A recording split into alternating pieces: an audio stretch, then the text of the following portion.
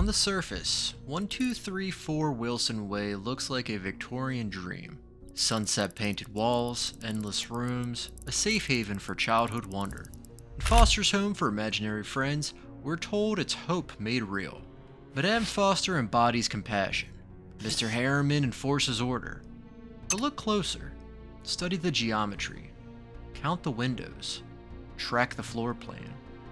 Even in the world of cartoon physics, the math of Foster's home doesn't add up. The house has taken in thousands, maybe tens of thousands, of sentient beings, yet the halls never choke. The dining room never overflows. The attic never buckles under a century of forgotten dreams. We're told the goal is adoption, but the numbers paint something uglier. For every blue or wilt, there are 100 unadoptables. Glitches, monsters, half-formed thoughts, and the terrifyingly specific creations of broken minds. If they aren't leaving through the front door with new families, and they aren't dying, then where are they going? Welcome to the investigation into the dark truth of Fosters. We're not hunting monsters in the basement. We're hunting the void. Part 1. The Purgatory of the Imagined. To understand where they go, we must first understand what they are. An imaginary friend is not a biological organism. It is a localized cluster of semi-permanent psychic energy. They are a consciousness granted form by the will of a child. In the Foster's universe, the rules of existence are cruel.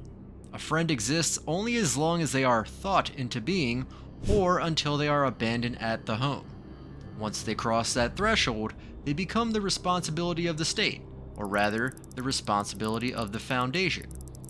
Madame Foster claims to provide a forever home, but forever is a long time for a being that requires a constant anchor to reality. When a child outgrows their friend, that anchor is severed. The friend begins to drift. In the early episodes of our records, we see the psychological toll of this abandonment. The desperation to be seen, the fear of the extreme room, the existential dread of being recycled. Foster's home isn't a charity, it's a containment facility. It is a purgatory designed to manage the surplus of unwanted consciousness that the human world can no longer sustain. Part 2. The storage problem. Think of Foster's home as a hard drive. Every friend is a file. Some take up more space than others. Wilt is a large, complex file. A scribble is a few kilobytes.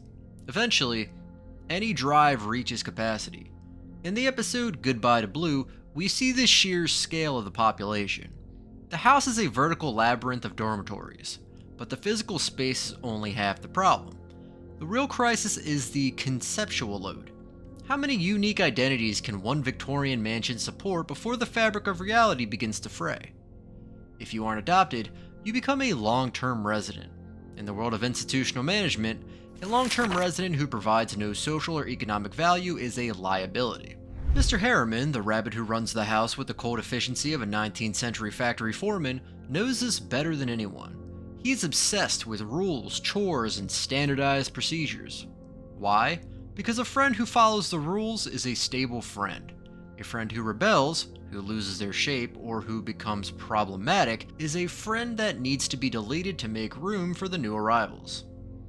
Part 3. The Extreme Room and the Myth of Rehabilitation. We have heard whispers of the Extreme Room, a place where the dangerous, the broken, and the truly monstrous are kept. The institution frames this as a high-security ward, but in an investigative context, high security is often a polite term for off the books. When an imaginary friend becomes too warped by their creator's trauma or too decayed by the passage of time, they are moved to the depths. They aren't being fixed. There is no therapy for a being made of thought. They're being stored in a state of suspended animation. Or worse, they are being broken down. This brings us to the most terrifying theory in the Foster's archives, the Erasure. If an imaginary friend is made of psychic energy, that energy doesn't just vanish. It must be recycled. When the rooms get full and the adoption leads dry up, the unadoptables aren't sent to a farm like your dog when you were 8, they are brought to the heart of the house, the places where the cameras don't go, and they are stripped of their individuality. Their colors are drained, their voices are silenced, They are reduced back into the raw thought stuff from which they were born. This energy is then used to maintain the house itself, or perhaps to sustain the unnaturally long life of Madame Foster herself. She has been surrounded by thousands of vibrant, energetic beings for decades. Is her vitality a coincidence, or is she a psychic vampire feeding on the very friends she claims to protect? Part 4. The Purgatorial Loop. Consider the character of Blue Regard Q Kazoo. He is the catalyst of the series, the one who refuses to be adopted, the one who stays. Mac visits him every day to ensure his survival. Mac is his anchor. But what about the others? What about the background friends we see once and never again? In our investigation, we map the appearances of several minor residents over the course of 3 years of house history. Subject A, Bendy. A yellow-green zigzag striped troublemaker from Everyone Knows It's Bendy. He arrives, wreaks havoc by framing others and dodging blame with fake tears, disrupting the house's fragile order. After that single episode, he vanishes completely. No adoption, no relocation, no mention ever again. In the purgatorial loop of Foster's, his erasure is no accident.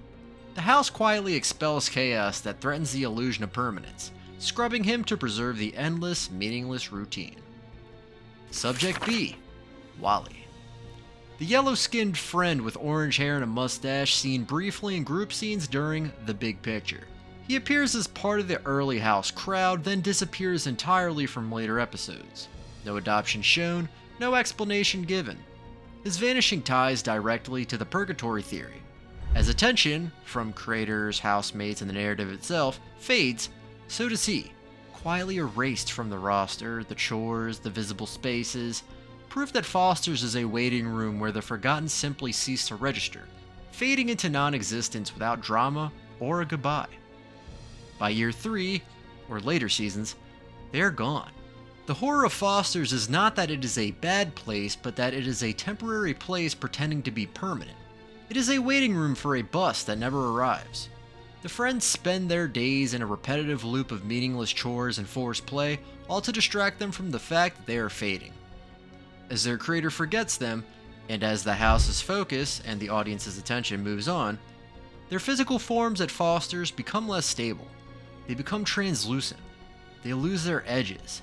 This is the fade. And at Foster's, once you start to fade, you are a storage risk. Bendy, Wally, and the countless minor friends who flicker in one episode and vanish forever are the quiet proof. Permanence here is an illusion, and being truly forgotten means erasure without drama, without goodbye, just an empty space where someone used to be. Part 5. The Master Architect. Who is the true villain of 1234 Wilson Way? Is it Mr. Herriman, the enforcer? Is it Madame Foster, the benefactor? Or is it the house itself? There is a theory among the imaginary underground, the friends who have escaped the home and live in the shadows of the city.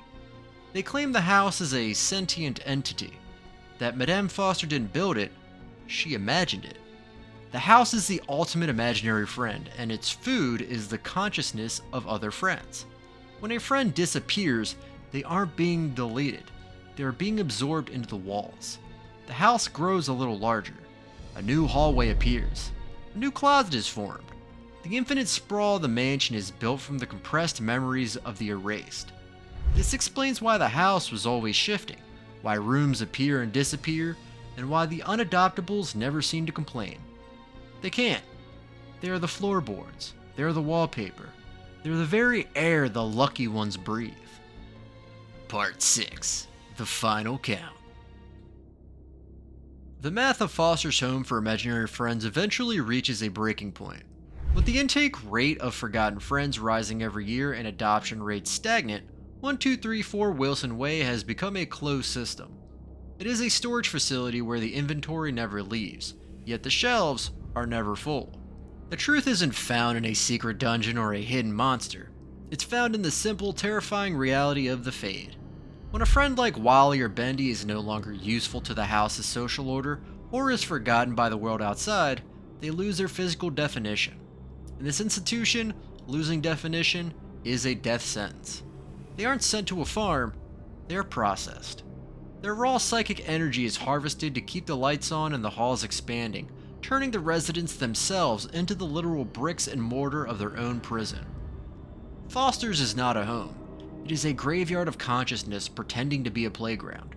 Every new room added to the mansion is a monument to a friend who was recycled to make space. When you see those crowded hallways, don't look for the faces that are there. Look for the ones that aren't. In the end, the house always wins, and the silence in the attic is the only thing that's truly forever. Leave a like if you'll never look at Foster's the same way again. Subscribe for more gentle horrors hiding in plain sight.